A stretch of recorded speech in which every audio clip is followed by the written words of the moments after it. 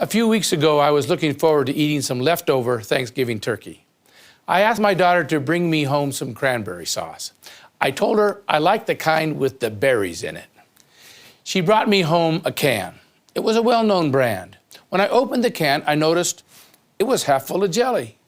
There were a number of berries at the bottom, but it clearly wasn't what I was hoping for. A few days later, we still had some turkey that had not been eaten, but we'd used up all of the cranberry sauce.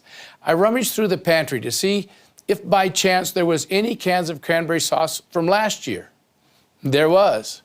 I checked the expiration date. Still good. And it was the kind with the berries.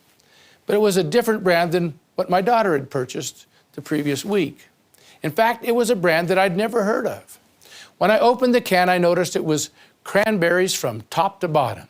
I thought, aha, I'll bet it's a privately held company. I went on the internet to check. Sure enough, the can that I had opened a few days earlier that was half jelly was a well-known household name, a public company. The new can, which was full of cranberries, was a totally different eating experience. Like I said, I like the berries. I was curious enough later that week that I made a special trip to the store just to buy cranberries. The turkey was all gone and I didn't need any more cranberry sauce, but I wanted to check out my theory. I found the two brands of cranberries and purchased them and brought them home. I opened both cans, like I suspected.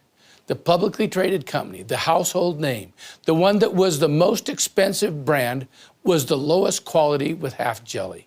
The other brand, a privately held company, certainly was far better quality, solid berries from top to bottom, and a much tastier product.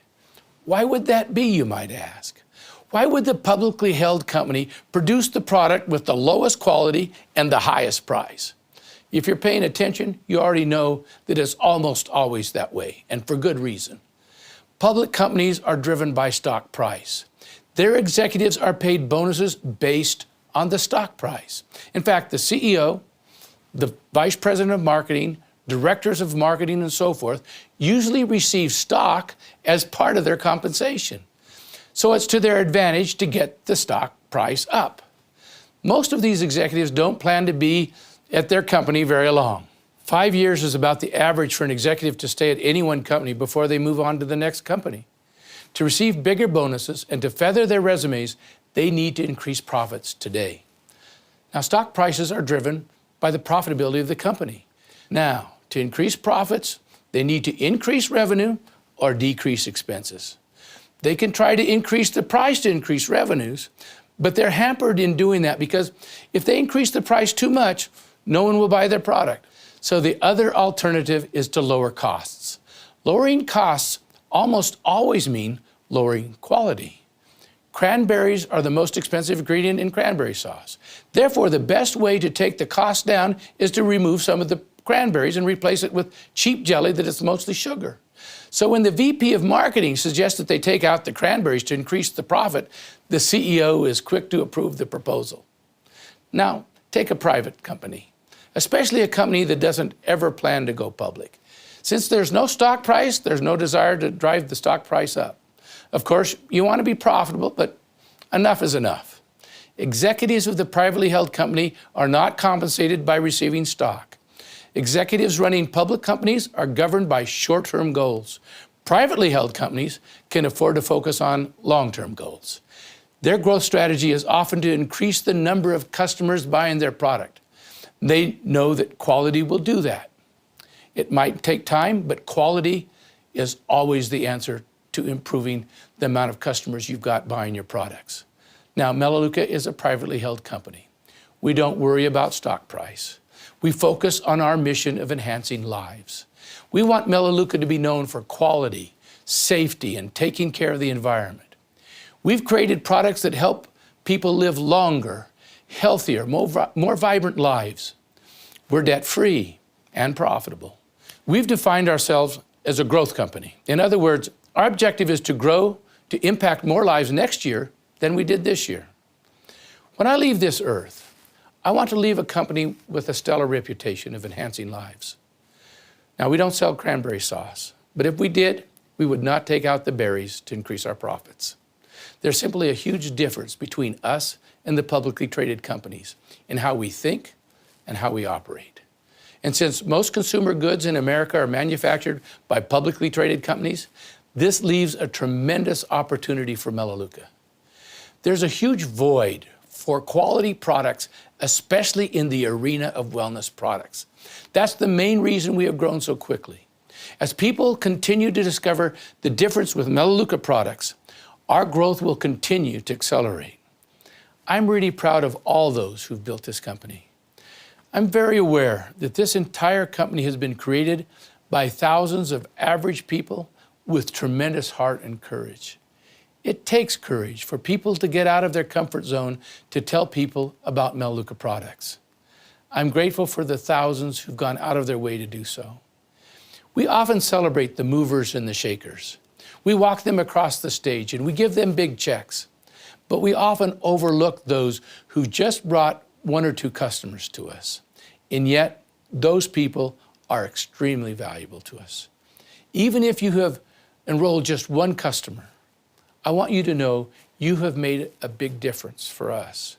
In fact, over half of our customers have been brought to us by people who've enrolled fewer than 10 customers. So you don't have to be a massive enroller to have tremendous value to Melaleuca. Now, let me give some advice to those of you who are endeavoring to build a thriving Melaleuca business. There is great folly in comparing ourselves with others. Just because someone else is moving faster than you, or someone else has done more than you, don't underestimate your value. Don't get discouraged when you hear the stories of rapid advancements. And don't underestimate how proud we are of you and how much we appreciate what you've done.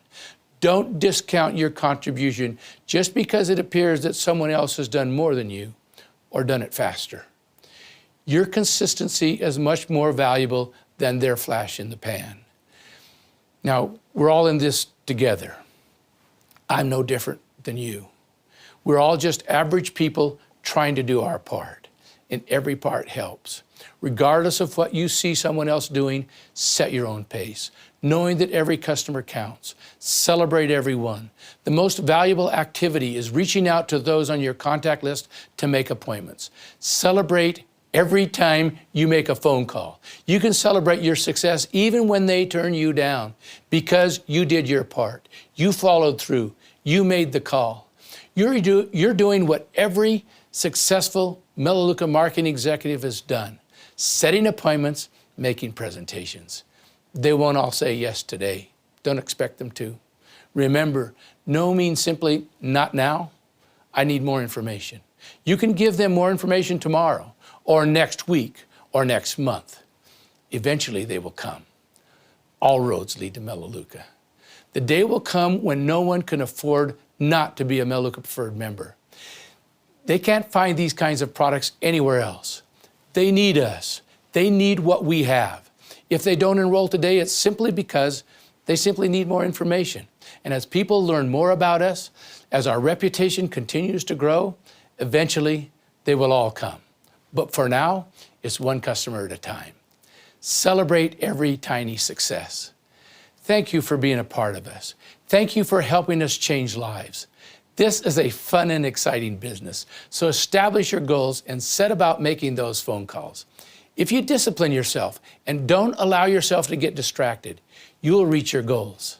It's only a matter of time.